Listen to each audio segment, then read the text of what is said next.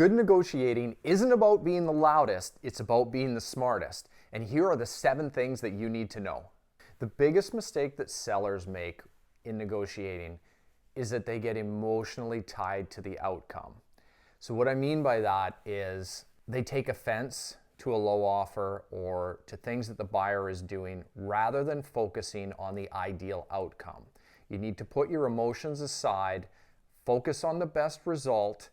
Don't try to win, try to get what it is that you're looking for in a way that both sides win. Here's how you handle a lowball offer without losing the deal. Number 1, don't get emotionally attached. The biggest thing is it doesn't matter where the buyer starts, it's where they end up. So we'll come up with a plan to work through. We'll work through counteroffers. It's all about give and take. And if both sides feel like the other is being fair, it's much easier to get to that result where we need to be. When should you accept an offer and move on versus pushing for more? I think that's a personal choice. However, we see this all the time where a seller will push a little bit too hard and lose the buyer and they walk. You have to ask yourself, how much is enough? And if you get to that number, seriously consider accepting it and moving on, and don't risk the deal.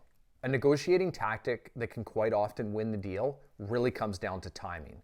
And what I'm talking about is how long an offer is left open for and how quickly the parties will respond. You don't have to respond so quickly that you feel pressured, but at the same time, there does need to be a sense of urgency because time is not on your side. And the more time that goes on in a negotiation, the less the chances are that the deal will come together. So how you can create leverage when there's only one offer, it really comes down to your positioning right from the start. You have to assume that if the buyer's writing an offer that they actually do want to buy your property. And so if you're priced appropriately, they've chosen your property over all the other choices that are out there. However, that doesn't mean that they'll just pay whatever it is that you want. So getting key information from the buyer, from the agent on the other side, to decide and come up with a plan of how you're going to move forward, that's how you create leverage. There are some big differences in negotiating in a seller's market versus a buyer's market.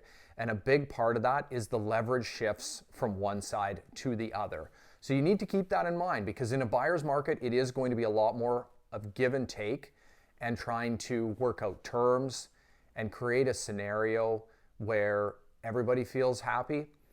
In a seller's market, a lot of times the sellers are able to dictate those terms and the buyers have to agree or they miss out on the property. How do you trust that you're not leaving money on the table as a seller? Well, I think that the biggest part of that comes down to who you've hired as an agent. Their experience, their knowledge, the strategy that they come up with, and it really comes down to pricing right from the start. You'll know within the market what the appropriate range is supposed to be, and you need to trust your agent's guidance on that. But also know for yourself how much is enough, and at what point are you willing to move forward versus stay put in the situation that you're in.